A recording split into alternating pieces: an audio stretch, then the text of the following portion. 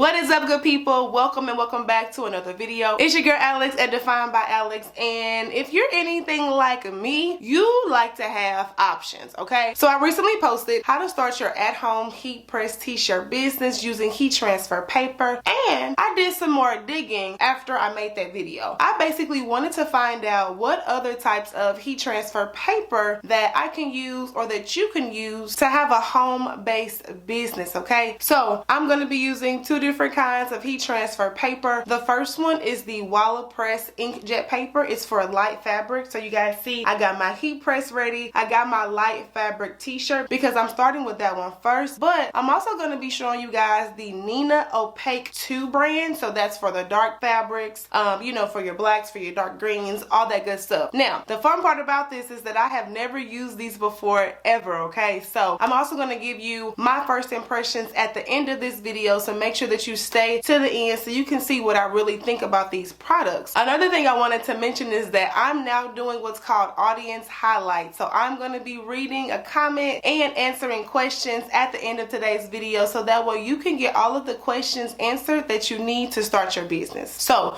let's dive into testing out these shirts so I can give y'all my first impression, okay? Let's go. All right, friends, so I just downloaded this cute little magazine collage, okay? Give it some real black girl magic. I'm using that for both of the transfer papers, okay? So I just downloaded this from Google. This is the light fabric one. So just to show you guys on the back, this is what it looks like. It has those like faint red lines or whatever. I just printed this image off just the way that it was in my computer, so I didn't mirror this or anything. So that's what the image looks like that I'm going to press. But let me show you guys. This is the sample pack. So when you're ordering the Walla paper for the first time, Heat Transfer Warehouse has a sample pack. So, you know, in case you don't want to overcommit to, you know, a lot of material, this is the sample pack. As you guys can see, it says sample pack right there, and then you're good to go. All right, friends. So here is the, you know, the paper that I'm about to print on the light fabric on the sand color t-shirt. So if I scroll down here, I'm going to the application instructions. If you guys can see that, I hope you can. And as y'all can just see here, like it just pretty much tells you how to apply everything. Like they pretty much walk you through it step by step when it comes to trying anything on their website. So I'm gonna go ahead and test it out and show y'all what it looks like. So for this particular heat transfer paper, the applications say to face it down, which y'all see I'm doing right here. And so let's see, like I said, this is my first time, so I want to make sure I press it right. I'm going to use my Teflon sheet just to see, and then so this particular paper is a hot peel, so as soon as I release the press, I'm gonna peel it off. So let's see what this looks like.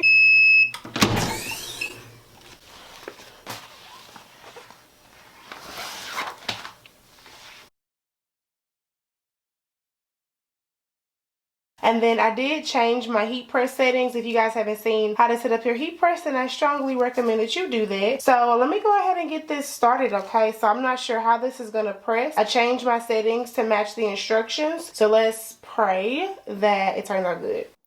All right, friends, so at this point, I was getting a little bit frustrated, not gonna lie, because I had pressed it so many times and it just wasn't applying. So at this point, I'm just gonna show you guys how the paper press with the dark fabric and just keep it moving. All right, friends, so I moved on to the dark fabric because I don't know what's going on with the light fabric one, but nonetheless, so I'm going to go ahead and follow these instructions here. As y'all can see, same image. So these instructions just say to print right way. So I printed it the right way. It's not flipped. I have to face it. I have to place it face up, which is what I did right here. It does say use a cover sheet as well. So I'm going to use a cover sheet. And then let's see, press for 30 seconds at 350 degrees. Peel cover sheet once cold in a smooth motion, and then that's it. So let me go ahead and test this one out so I can show y'all. All right, you guys, so I kind of went against the rules here. I ended up peeling off the back, kind of like how you do the PPD paper, and I'm going to use the parchment paper or like a cover sheet, and I'm going to try this a little bit differently just to see what it looks like.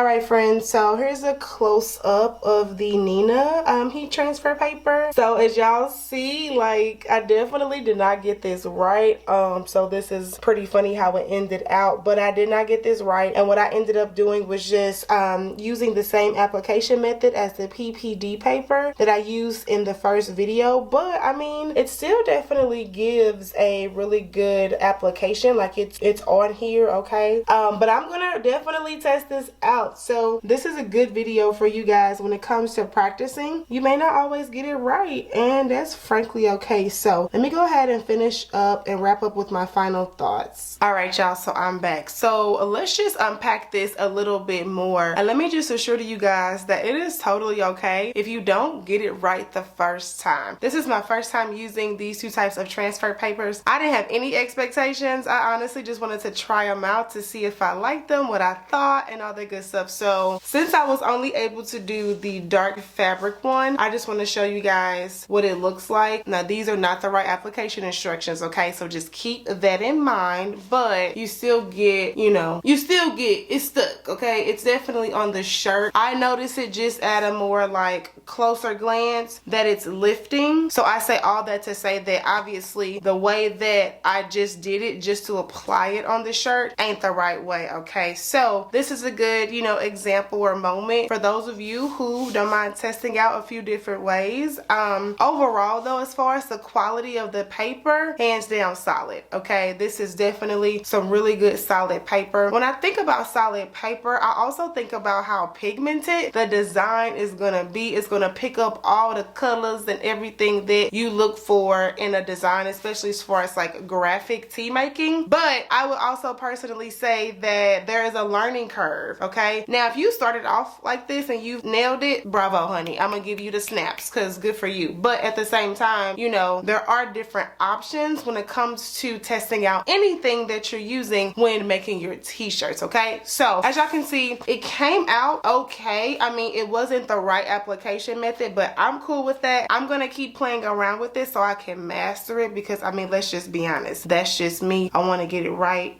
just so I know how it's gonna hold up. But in case you guys are wondering about the stretch, I'm gonna stretch it. Y'all see there's no cracking. Granted, it's also a freshly pressed shirt, so you might not see cracking, but initially there's no cracking. So I'm really stretching it, okay? Y'all see I'm not letting up, and so just from the naked eye, there's no cracking. I mean, nothing has happened whatsoever. So I think that's pretty dope. So I want to hear from you now as far as what are your thoughts on testing out new heat transfer paper. Are you interested in all that stuff? Now let me jump into the audience highlight for today. Okay, so in today's audience highlight, it's from Pam's Walk. Hey Pam, thank you so much for watching and leaving me this great comment. So Pam asked a really great detailed question. So this will be the only one I'm talking about today just because there's different parts to this question. So Pam wants to know, basically it looks like Pam, you got a lot of your equipment. You got your Cameo, your Sawgrass, and everything you need as far as the heavy duty equipment to make your t-shirts. So you ask, can I accomplish making the above items using those 3 machines alone? Was all 3 necessary? I haven't started anything yet. I am confused. Okay, so this is such a great question when it comes to pretty much you got so excited, which okay, shout out to you. You got all of your equipment, but now you're trying to figure out, is everything needed? Pretty much have you wasted your money? And I understand that. I would say this, as far as when it comes to a heat press, yes, you definitely need that to make shirts, or you need a cap press to make your hats and things like that. When it comes to the Sawgrass, which is the sublimation printer, now just as a disclaimer, you guys, I am not an expert in sublimation. I know about it, but for those of you who may not know this or who are new here, I typically stick to straight heat press talk, and that's it. So although you're talking about sublimation, I do know a little bit, but I don't want you guys to think that I've been holding information or anything. I genuinely just know what I know. And what I know about sublimation is that it does require like sublimation ink and things like that. And to my understanding, you can definitely achieve making mugs with a sublimation printer. It just all comes down to,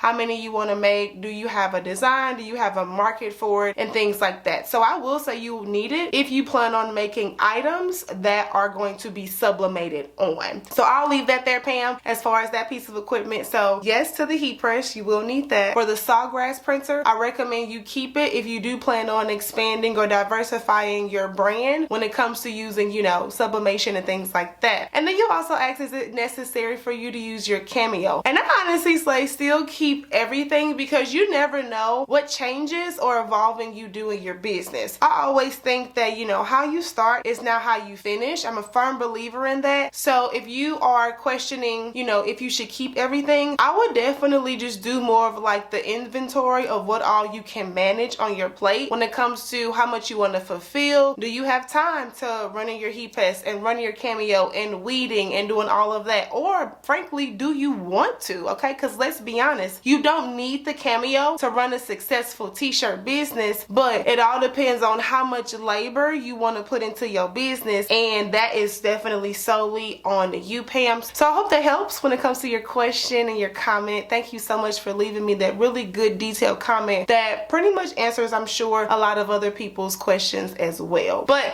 that wraps up today's video, my friends. As y'all can see, I tried something and it did not work out the way as planned, but nonetheless, thank you guys so much on watching my video on pretty much me testing out new heat transfer paper. And as y'all can see, there are some moments where it's a user error and there are some moments where it's not a user error, okay? Whatever the case may be, I always recommend that you guys practice, test things out, and don't be afraid to try new things when it comes to your business and where you see yourself. But I'm gonna wrap this up, you guys. Thank you so much for watching. Don't forget to drink your water, mind your business, and always choose yourself first, and I'll be back in my next video. Bye, y'all.